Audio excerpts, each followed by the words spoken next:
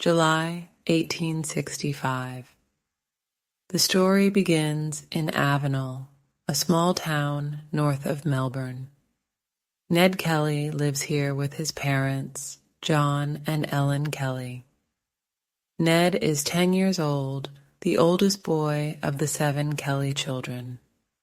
He has 2 brothers, Jim and Dan, and 4 sisters, Anne, Maggie, Kate, and Grace. Where's your father, boy? Ellen Kelly called out to her son one evening. Is he on the road? Can you see him? Ned Kelly looked out of the door. No, Ma, he said. I can't see him. Ned's father came home late, and he came in quietly. Ellen, he said, come with me. I need your help. There's a dead cow by the trees on the hill. We must cut it up and bring it home. Oh, John, is it one of our cows? His wife asked. How did it die? It's one of Morgan's cows, and I killed it, John said. So we must be quick before he comes looking for it. Oh, you fool, said Ellen. In the children's bed in the next room, Ned listened to this. It was a small house with only 2 rooms, and you could hear everything. Ned was pleased about the dead cow.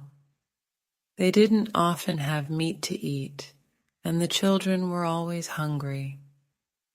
But dead cows bring trouble. 3 days later, there was a policeman at the door. John Kelly, you killed Morgan's cow, and I'm taking you to prison. That was the end of school for Ned Kelly. He was the man of the family now.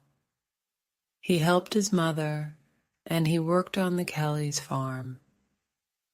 The farm was not very big, and life was not easy for the Kellys.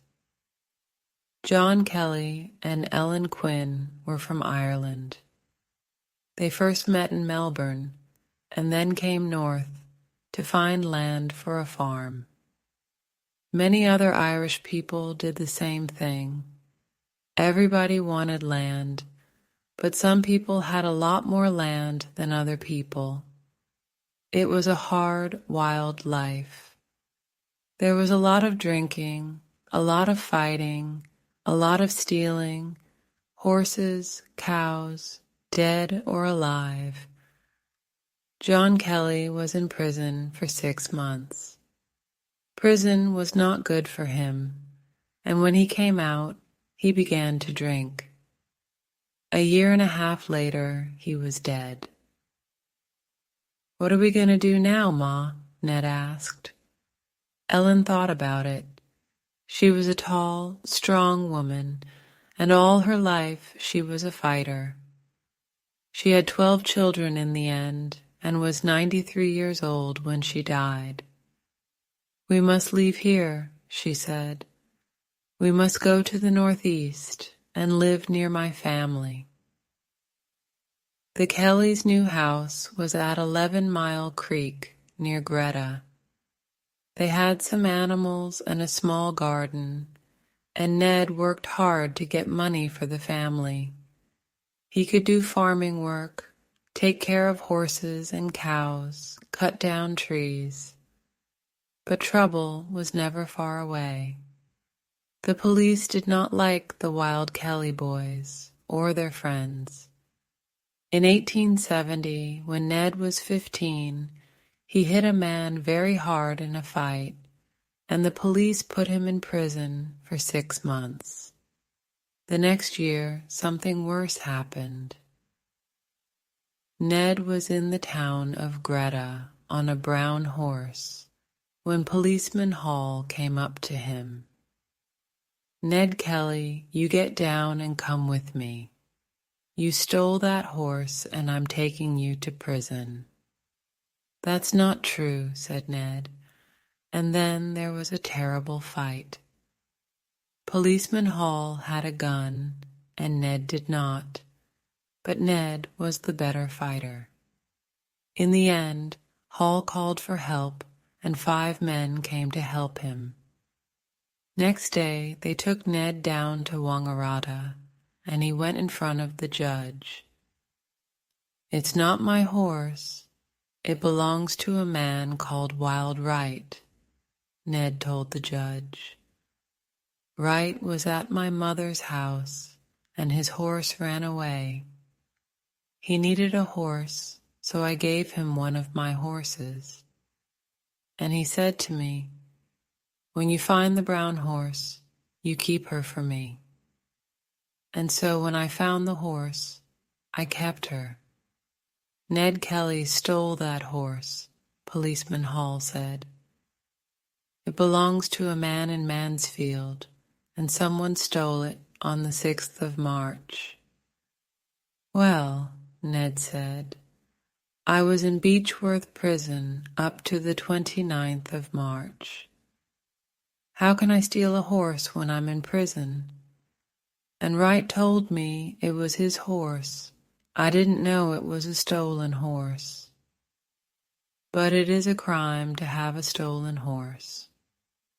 Wild Wright, of course, stole the horse, and he went to prison for 18 months. But they put Ned Kelly in prison for 3 years. When he came back to 11 Mile Creek in 1874, things were very different. May 1874. Ned's sister Annie is dead. His brother Jim is in prison, 5 years for stealing cows, and his brother Dan is often in trouble too. There are new faces at home, a new husband, and a new baby for Ned's mother. "Ned? Is that you?" "Oh, Ned." Ellen Kelly ran to the door. Ned, now 19 years old, tall and strong, was home from prison. He put his arm round his mother. "Hello, Ma," he said. "Oh, Ned, it's good to see you," said Ellen. "I heard about Jim," Ned said, "and little Annie." "Poor, poor Annie," said his mother. "She was so ill after she had the baby, and we couldn't do anything to help her. And poor Jim got 5 years." "Yes, that's hard," said Ned.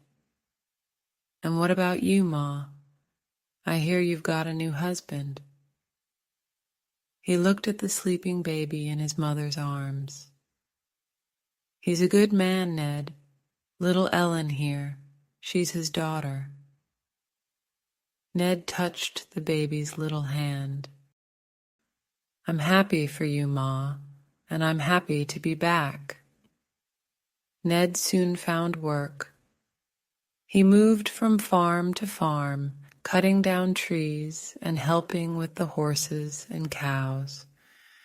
He often came home to see his mother, and he and George King, Ellen's new husband, were soon friends. George was from California and was only 5 years older than Ned.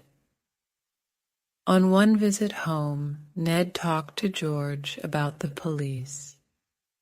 "Why do they give me all this trouble?" he said. "I don't know," said George. "They just don't like you." "It's true," Ned said. "When somebody loses a cow or a horse, the police always come to me with their questions. Then they go to my mother's house and ask her questions. And they always go late at night when you're all in bed. It isn't right." "Well, come and work with me," said George. "Why not? You're good with horses, and I don't have any trouble with the police." "What work are you planning to do?" said Ned. "Sell horses, lots of them." "And where are you going to get all these horses from, George?" asked Ned. George smiled. and Ned laughed. It was exciting work. We stole 280 horses, Ned said later. Then we took them across the Murray River and sold them in New South Wales for a lot of money. The police got angrier and angrier. They couldn't stop the stealing, and they couldn't catch Ned Kelly or George King with the stolen horses. In August 1877, a new policeman came to Benalla. Alex Fitzpatrick liked horses, girls, and drink, and for some weeks he and Ned were friends. Ned's sister Kate was a beautiful girl with long black hair. She liked Fitzpatrick too at first, but soon there were angry words between him and Ned, and then a fight. A policeman could not be a friend of the Kellys for long. April 1878 came. The police had questions about stolen horses for Dan and for Ned's best friend, Joe Byrne. So Fitzpatrick rode out to the Kellys' house to find Dan. Perhaps he wanted to see Kate too, but did Kate want to see him? On his way there, he stopped and had 2 or 3 drinks. When he arrived at the house, he felt very strong and brave. "Dan Kelly, you're coming with me to the police station," he said. "I'm having my dinner," said Dan. "You can wait." Fitzpatrick sat at the table, waiting for Dan, but his eyes were on Kate all the time, on her long black hair, on her beautiful body. The small room felt very hot. Then Kate walked past the table, very near him, and he put his arm around her. "You're a beautiful girl, Kate," he said. "Let's—" "Take your hands off me," said Kate. Suddenly, Ned was at the door, with a gun in his hand. He fired at Fitzpatrick and hit him in the wrist. "Get out," said Ned. "Get away from my sister." Fitzpatrick ran out of the house and rode through the night back to Benalla. The next morning there were 10 policemen at the door. They found Ellen at home, but not Ned or Dan. "Ellen Kelly," they said, "you and your sons tried to kill Policeman Fitzpatrick." "Nobody tried to kill Fitzpatrick," said Ellen. "You just want to make trouble for me and my family." She had a new baby in her arms, her 3rd child by George King. But George did not live with Ellen now. "Mrs. Kelly, where are your sons?" said a policeman. Ellen looked into the policeman's eyes. "I don't know," she said. "You want them, you go and find them." When Ned and Dan left their mother's house that night, they rode away into the Wombat Hills. At Bullock Creek, miles from anywhere, they built a small hut. They lived wild and looked for gold in the river. Joe Byrne, Ned's good friend, went with them because he needed to hide from the police too. And in June, 3 months later, Steve Hart, another good friend, came out of prison. He too got on his horse and rode to Bullock Creek. So there were 4 of them. Then, in October, Ellen's brother came to find them with some terrible news. "Your mother's going to prison, Ned, for 3 years, because she and you and Dan tried to kill Fitzpatrick," the judge said, "and the police are looking for you and Dan. Be careful, boys. Stay in the hills. For a second, Ned's eyes were red like fire. He spoke slowly and coldly. They can look, he said, but they can't catch me out here. He looked at his brother Dan and his friends Joe and Steve. These policemen, these judges, they're worse than dogs. They put my mother in prison, and what did she do? Nothing. From now on, we're the Kelly gang. We're free men, and we're staying that way. Are you with me, boys?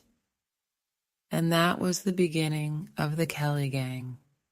October 1878.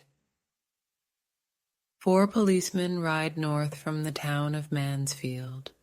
Kennedy, McIntyre, Lonigan, and Scanlon are on their way to Stringy Bark Creek in the Wombat Hills. They plan to camp there for a week, look for the Kelly gang, and bring them back to Mansfield, dead or alive. Very early one morning, Ned and Dan left Bullock Creek. Joe and Steve waited at the hut. "Walk quietly, Dan," said Ned, "and listen. I saw horses' tracks near here yesterday, and I think the police are after us." The police camp at Stringy Bark Creek was only 2 kilometers away, and the brothers soon found it. They hid behind the trees and watched. They saw the 4 policemen and their guns, 2 big heavy guns and 4 smaller guns. Later, back at Bullock Creek, Joe and Steve listened to the news about the guns. "We've only got 2 guns. What can we do?" said Joe.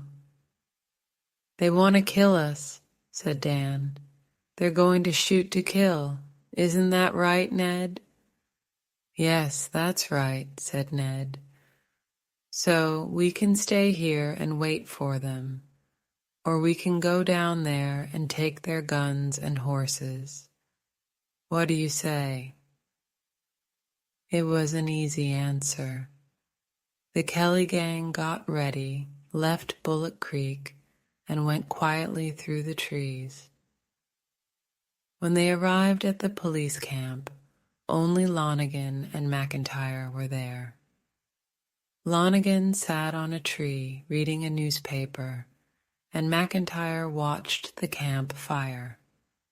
Then, from behind a tree, Ned Kelly called out, "Put your hands up!" McIntyre had no gun, so he sat still and put his hands up, but Lonigan ran. Then he got down behind a fallen tree, took out his gun, and put his head up. He was a fool. A bullet from Ned's gun hit him in the head, and he died at once. Ned ran to McIntyre. "Don't move," he said. "We don't want to kill you. We just want the guns and horses." But before the gang could find the guns and leave, they heard a noise in the trees. "Ned," called Steve, "the other 2 policemen are coming back." "Sit on this tree," Ned said to McIntyre, "and when you see your friends, call out to them. Say, 'Don't shoot. Put your guns on the ground.' We don't want to kill them or you." Seconds later, Kennedy and Scanlon rode into the camp. McIntyre stood up and said, "Get off your horses and put your hands up. There are men with guns here." "Oh, yes?" said Kennedy. He laughed at McIntyre. "What men? What guns?" At once the Kelly gang came out of the trees, and Ned called, "Put your hands up." Everything happened very quickly. At once the Kelly gang came out of the trees, and Ned called, "Put your hands up." Everything happened very quickly. A bullet from Ned's gun hit Scanlon, and he fell from his horse.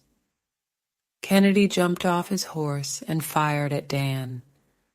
Dan fired back, and Kennedy ran back into the trees. McIntyre could not shoot because he did not have his gun with him, but there in front of him was Kennedy's horse. He jumped on it and rode into the trees. Kennedy tried to get away too. He went quietly through the trees, but suddenly he saw Ned in front of him. The two men fired, and Kennedy fell down. Soon he was dead. "He was a brave man, but it was him or me," said Ned. "I didn't want to do it. I didn't want to kill any of them." The gang put coats over the 3 dead bodies, took the horses, guns, and food, and rode away. "They came to kill us, boys," said Ned, "but we killed them. What could we do? Now we must go, and we're not coming back." The Kelly gang rode away to the north. The next day, tired and dirty, McIntyre arrived back in Mansfield. Soon every town and village and farm in the northeast knew about the killing of the 3 policemen at Stringybark Creek. "The Kelly gang are killers," said the police. "These men are now outlaws, and we must catch them, dead or alive. When you see them, tell us. We are giving £500 reward for news of every man in the gang, £2,000 for all 4 of them." It was a lot of money. More policemen came to the northeast, with more guns, more horses.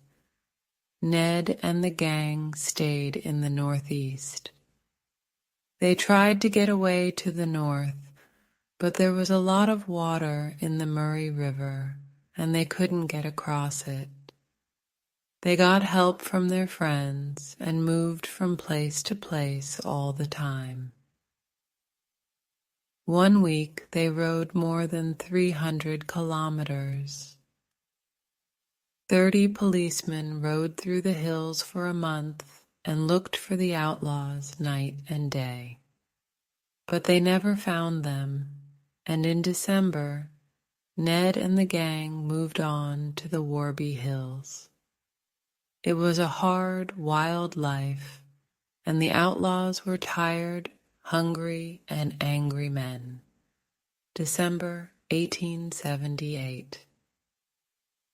The Kelly gang have many friends, but they have no money.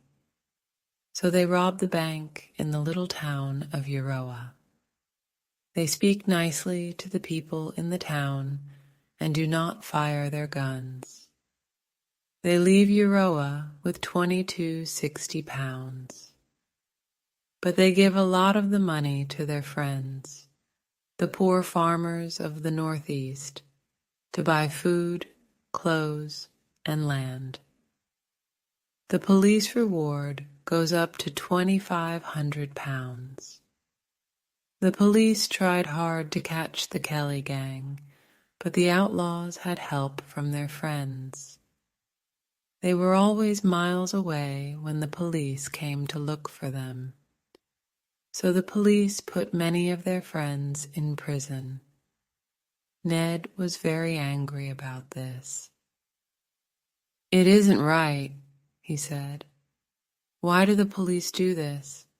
Because our friends are poor farmers, not rich ones, and because they help us. We must stop the police." "But how?" said Steve. "What can we do?" "2 things," said Ned. "First, we need more money, so we must visit a bank. And second, we tell everybody in Australia about the police here in Victoria." "Rob another bank?" Dan said. But the police are watching all the banks now. Yes, in Victoria, said Ned, but not in New South Wales, so we're going to a bank in Jerilderie. Here's the plan. There are only 2 policemen in Jerilderie. We arrive at night, go to the police station, and lock the policemen in the station. Then we rob the bank and go to the office of Jerilderie's newspaper. The newspaper office? Said Dan. Why? What for? To print this, said Joe. Look, it's Ned's letter to the world. I wrote it down for him.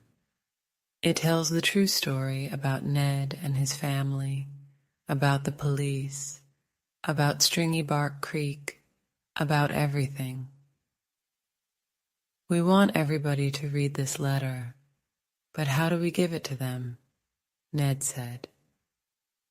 We must print it in a newspaper. It's the only way. Ned planned the Jerilderie visit very carefully. There were now more than 200 policemen in the northeast of Victoria because of the Kelly gang, and Ned asked his friend Aaron Sherritt for help. So Aaron went drinking with the policemen. Money passed from one hand to another, and Aaron spoke quietly in the policeman's ear. Go to Corryong. The gang are planning to cross the Murray River near there very soon. So the police rode east to Corryong, and the Kelly gang rode west and crossed the river 200 kilometers away. And late on a Saturday night in February 1879, they rode into the town of Jerilderie. Outside the police station, Ned began to shout, Help! Help! There's a big fight at the hotel. We need help. The 2 policemen ran out and saw the outlaws with their guns.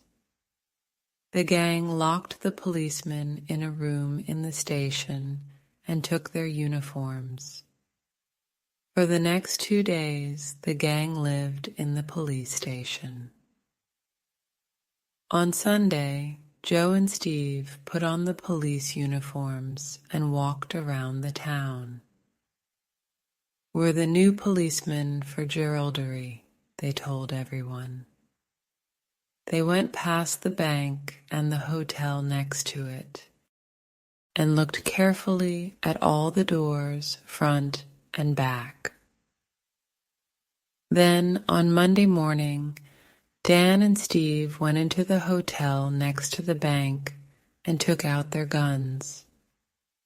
They took all the hotel workers into one room.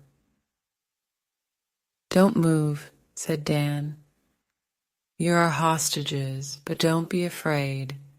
We don't want to shoot anybody. Ned and Joe went into the bank through the back door. When they came back to the hotel, they had more hostages, 2 bank workers and all the people from the bank. And Ned had the bank's money, 21 pounds.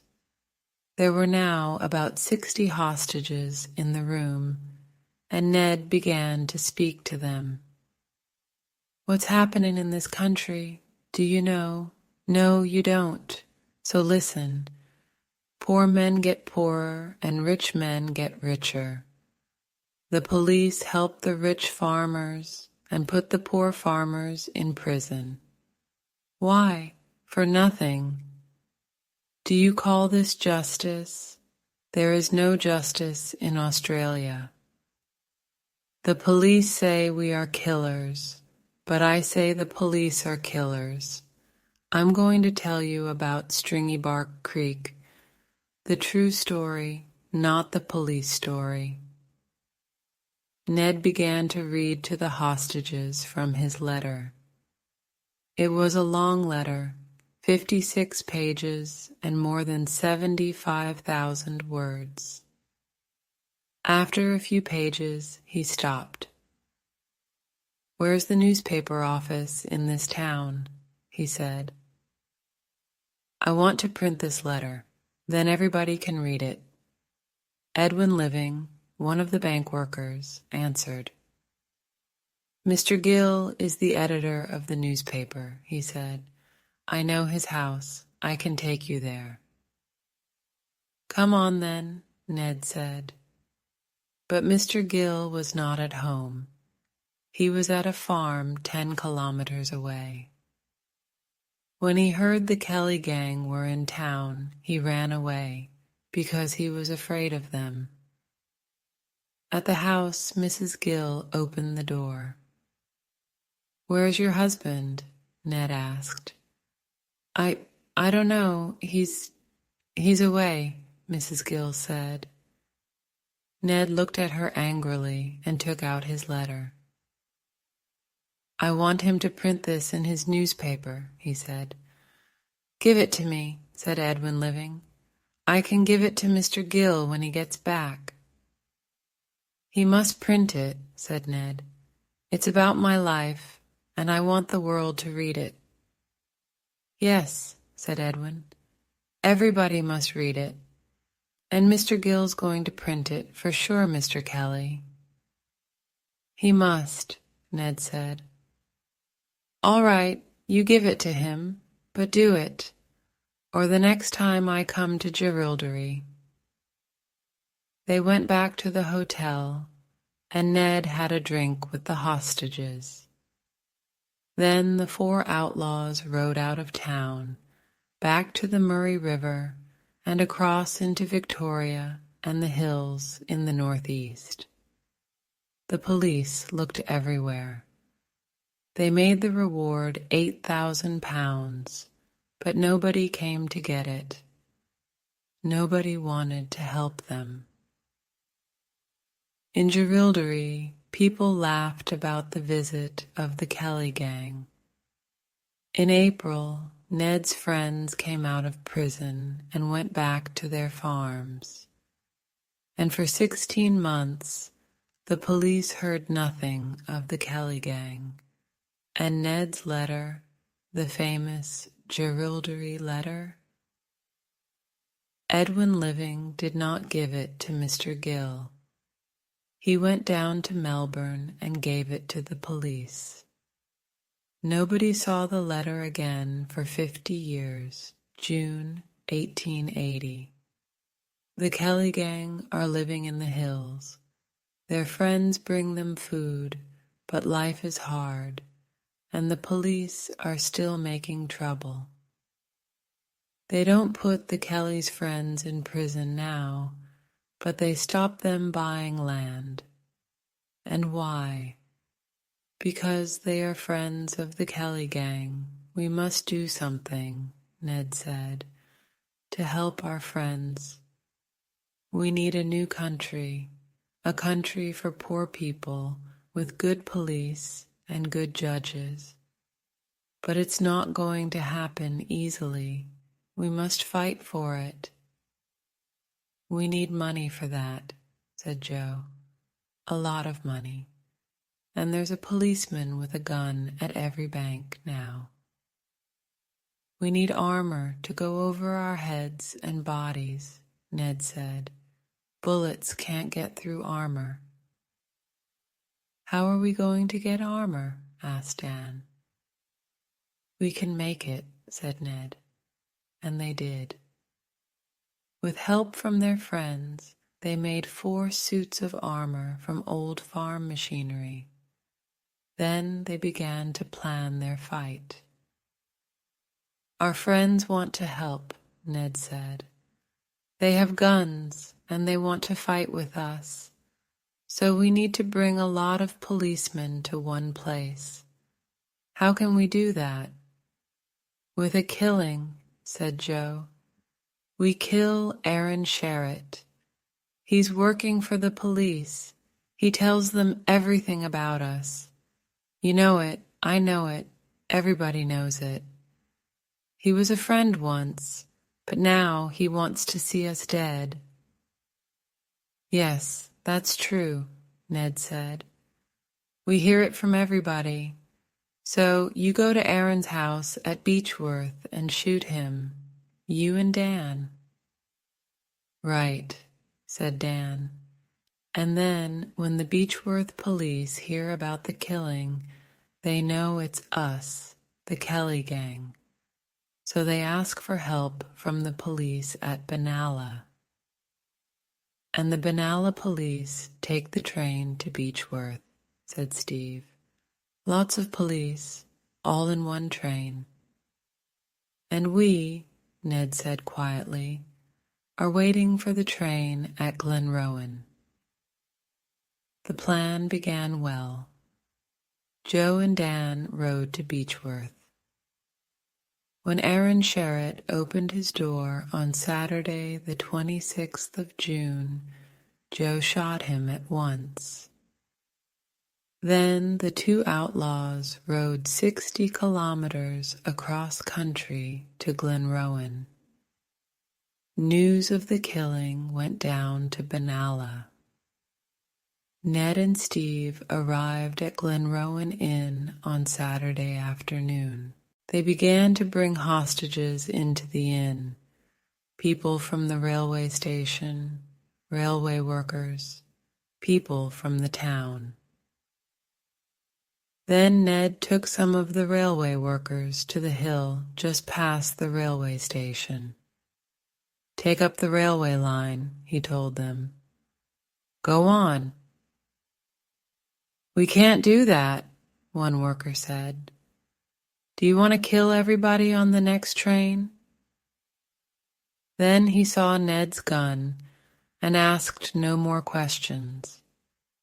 The workers took up 3 meters of railway line and went back to the inn with Ned. Joe and Dan were there now, and some of the gang's friends. Other friends, about 30 men, stayed near the railway line. In the inn, there was a lot of drinking that night. On Sunday morning, Ned found more hostages.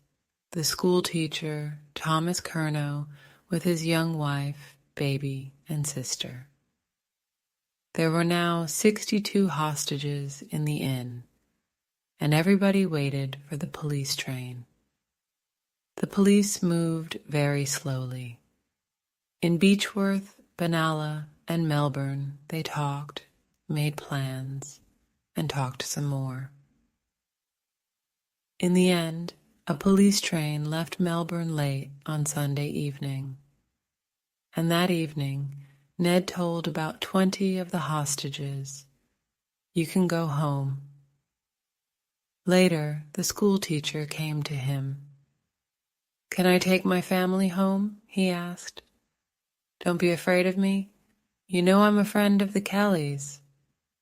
"Yes, you can go," said Ned. Thomas Curnow was a brave man. He took his young family home and later went quietly out into the night and along the railway line. At 3 o'clock in the morning, he heard the train and held up a red light. "Stop! Stop!" he cried. At the inn, Ned and the gang heard the train too. They listened, but there was no noise of a crash, no train falling through the trees, no cries and shouts. "What's happening?" Steve said. "Nothing," said Ned. "Somebody stopped the train before it got to the broken rails. Put your armor on, boys, and get ready to fight." The gang went out to the front of the inn. They began to fire at the police, and the police fired back. Bullets went everywhere. 3 of the hostages inside the inn died. The police shot Ned in the arm and the foot, and Joe in the leg. "Go back into the inn," Ned said to the gang. I must find our friends. They must get away from here. The gang's friends were near the railway line. We want to fight, Ned, they said. Take us with you. No, no, you must get away, said Ned. The plan for the train went wrong, and there are police everywhere. This is our fight. You can't help us. Go. Back at the inn, the shooting did not stop. The hostages, many of them women and children, were on the floor, their faces white and afraid. Joe was in the front room with a drink in his hand. I drink to the Kelly gang, he cried. Then a bullet came through the wall and hit him. He died at once. The wounds in Ned's arm and foot were bad, and in the trees he fell to the ground. A friend tried to help him, but for some hours Ned could not move. Then, slowly, he stood up and in his armor began to walk back to the inn.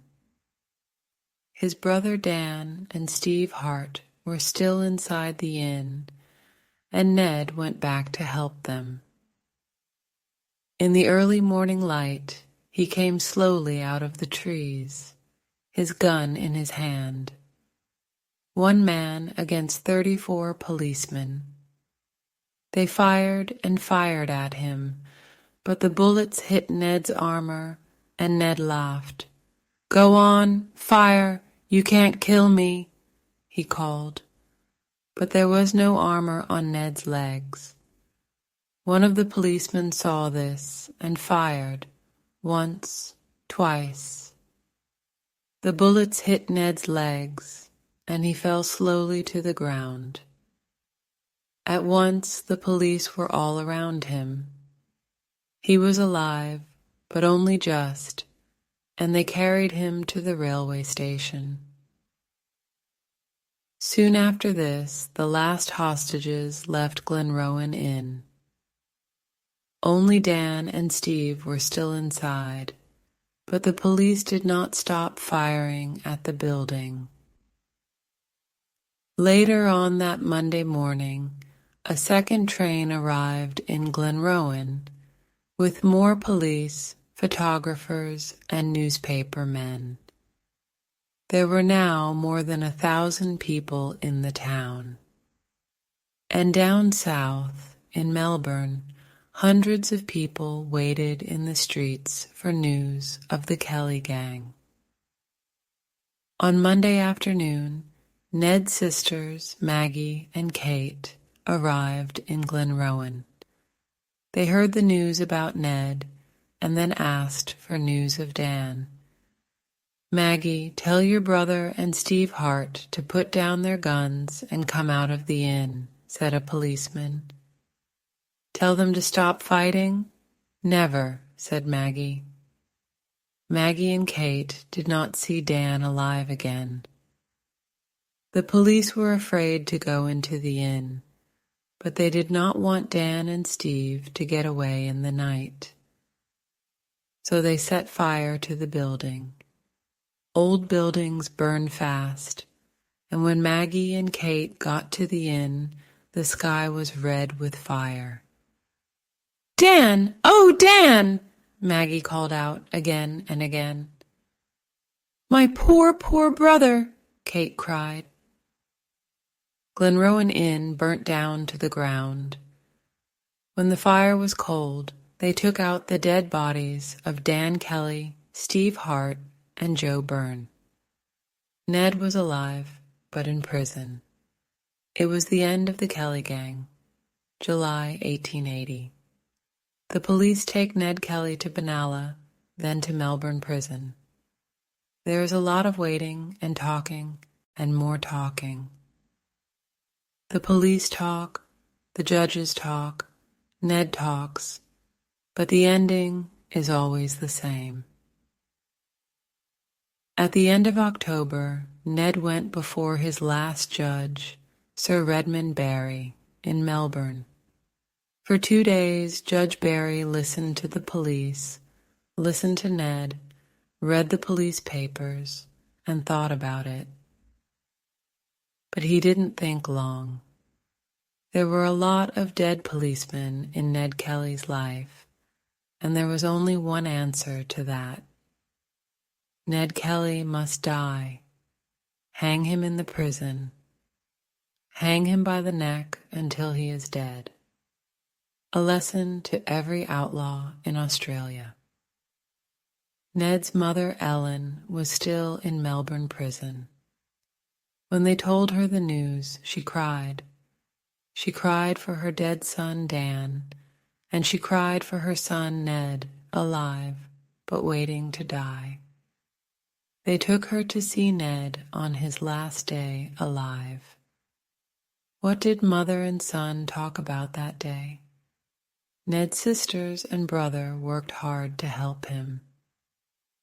"How can they do this?" said Maggie angrily. "How can they hang poor Ned? What did the police do to him? Why don't the judges think about that?" "Shh, Maggie," said Jim. "No time for that now. We must get out there and talk to the people in the town." And so they did. They went all round Melbourne, to all the hotels, talking to everybody. "They're going to hang Ned Kelly. What do you think about that?" they asked. "It's not right," said one man. "Why do they want to hang him?" a second man said. "Because he killed a policeman?" "No. Because he helps poor people and gives them money, that's why." "But what can we do?" asked a third man. "Put your names on our petition," was the answer. There were more than 32,000 names on the Kelly petition, but the petition changed nothing. So the last visitors came to see Ned on the 10th of November, and he ate his last dinner. Then he sang for half an hour and went to bed. Next morning, they took Ned across the prison to a room with a rope. Outside the prison, more than 5,000 people waited, men and women, rich and poor. "Where's the Kelly family?" one woman asked. "Some of them are here at the hotel," was the answer. "But Maggie went back to Beechworth yesterday. She wanted to be with her children. And there's Ned's poor mother. She's in the prison too, waiting for 10 o'clock. Then the prisoners in Melbourne prison began to make a terrible noise, shouting and crying out and banging on their doors. And in her room, Ellen Kelly cried quietly for her oldest son. In the hotel, Jim Kelly sat with his head in his hands. "Poor Ned, this is the end of all his troubles," he said. And at 10 o'clock, the prison officers put the rope around Ned Kelly's neck and hanged him. Ned was dead. But in the Northeast, life went on. 68 people got money from the Kelly Gang reward. Schoolteacher Thomas Curnow got £1,000. A new man, Policeman Graham, came to Greta. He was a good policeman, and Ned's friends listened to him. "Don't make trouble, and then you can buy your farms," he told them. He went to 11 Mile Creek and had tea with Ellen Kelly. Everyone talked about that. Slowly, things began to change. The police tried to be more friendly, to help poor people, and not just the rich. Most of the young men stopped stealing and fighting the police. Soon it was quiet in the Northeast. The other Kelly children stayed out of trouble. Jim Kelly was a good son to his mother all her life. Ellen lived to the age of 93 and had many grandchildren, but she never forgot her oldest son, Ned. Who was the real Ned Kelly? Did he fight for the poor or just for Ned Kelly? Some people say he was a brave man. Some people say he was a fool. Some people say he was just a killer, just a wild man with a gun. One thing is sure. More than 100 years later, people are still talking about him. There are books about him, and songs and films and websites. Everybody still remembers Australia's most famous outlaw.